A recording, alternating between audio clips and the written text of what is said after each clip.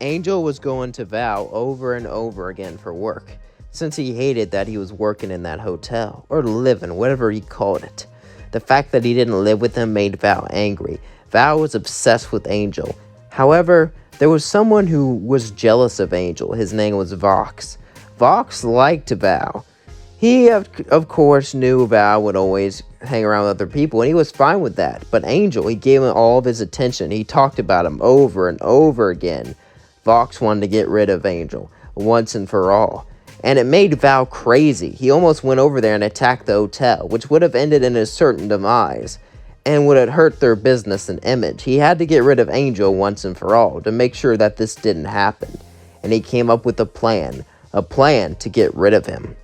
As Angel went back to the hotel, he would lay down, exhausted, bruised from being used. He was tired of this, over and over and over again. But no matter what he did, it just wouldn't stop.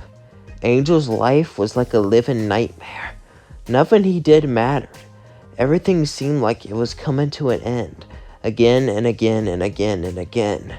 Just over and over. He knew he wasn't in heaven. The place where he was at was supposed to be torture, but he never thought like this. The hotel brought him comfort, but it didn't bring him comfort enough. As Angel would lay back in that bed, skulking, he decided to walk around.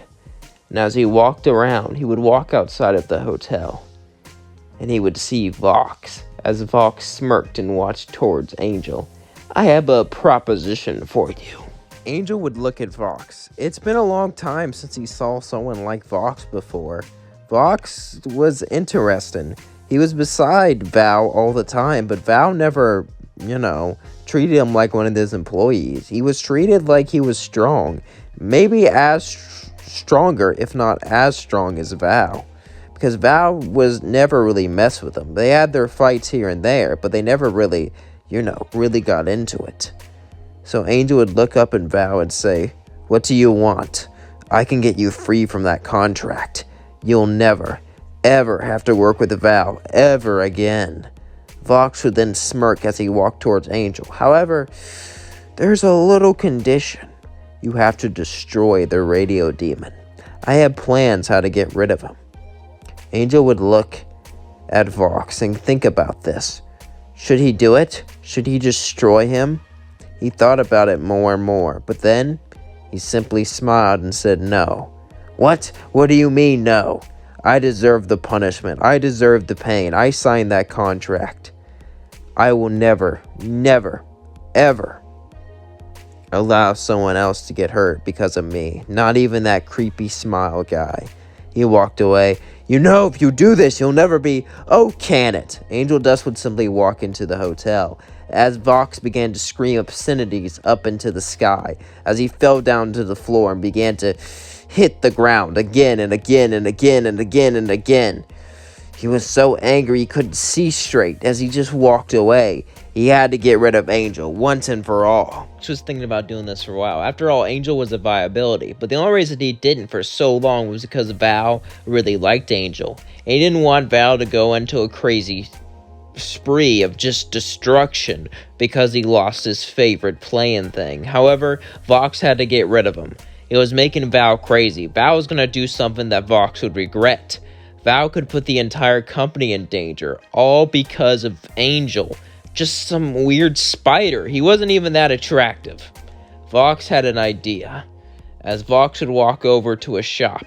However, this shop was in the black market, and everything there was extremely expensive.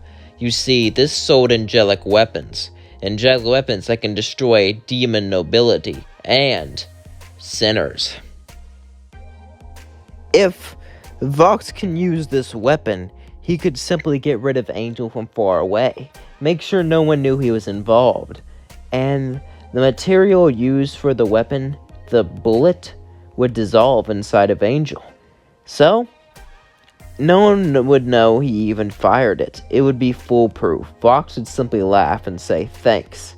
As Vox would take the weapon, he would pay for it and go back. As then he would sigh. It was time for him to do this, to get rid of Angel once and for all. he will make sure that no one could remember him. However, then he heard that extermination day was coming early and they're going to attack the hotel. So he had a plan. He would watch it with Val and Velvet. That would be his alibi, as he would hire someone else to take care of Angel.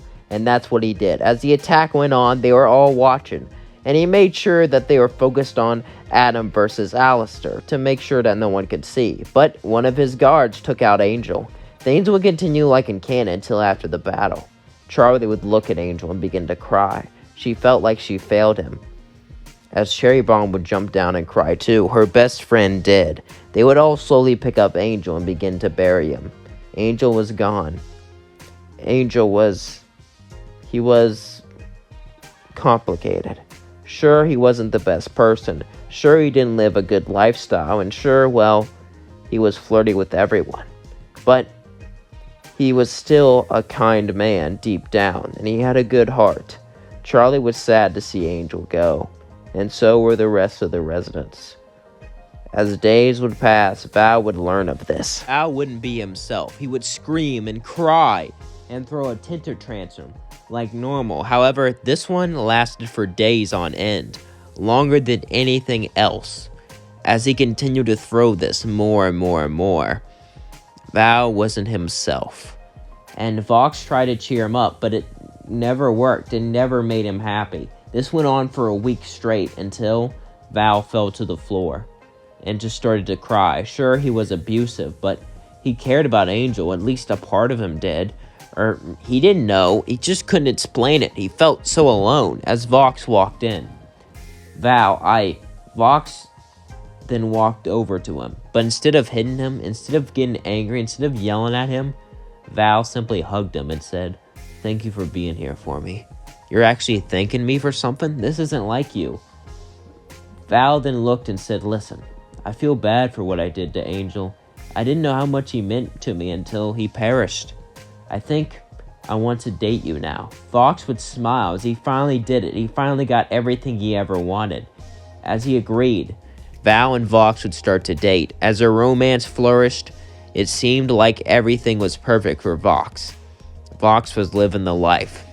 As Vox got closer and closer with Val every single day, he had the time of his life. They would do romantic things, fun things, and they would paint the town red. Honestly, it was a great time to be alive for him. He never expected anything like this. He never expected anything to be so great before.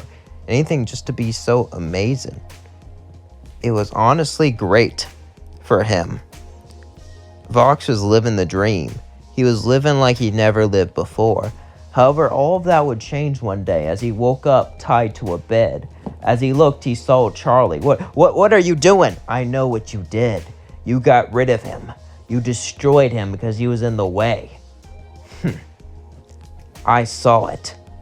We were able to use our magic to recreate what happened." What are you talking about? That's impossible." He started to shake the bed. Please, stop. I had to get rid of Angel. Suddenly, Alistair would just burst out laughing. As Charlie would say, "What are you laughing about? I honestly didn't know it was him. I just captured him because I didn't like him. And he ended up being the right one." They all looked in shocked. As Val said, "Are you kidding me? I was found out? And you didn't even know?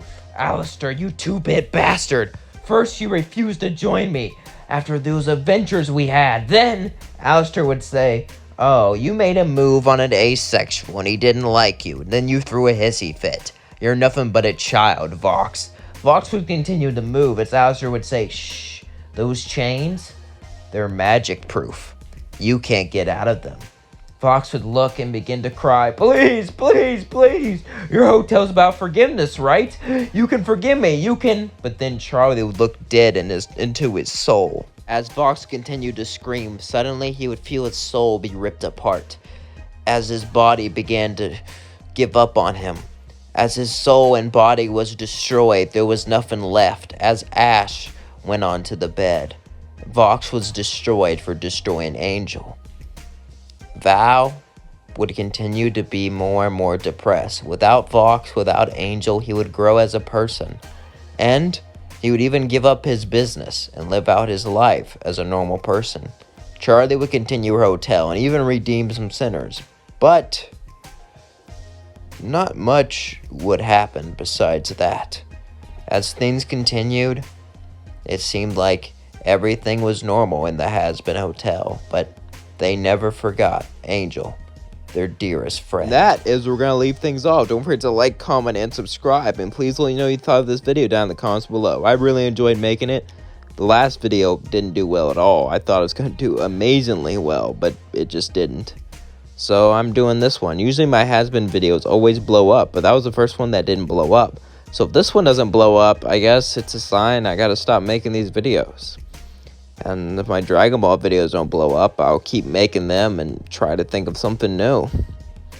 Either way, if you have any ideas, please let me know. And by the way, I see your suggestion. I can't do What If I Was Reincarnated as Alistair until I finish my Dragon Ball series. So you don't have to do day 6, day 7, or day 8. I mean, you can. But you just don't have to do that, because as soon as I finish the Dragon Ball series, that's pretty much guaranteed to happen. Anyway, love you all. Peace out.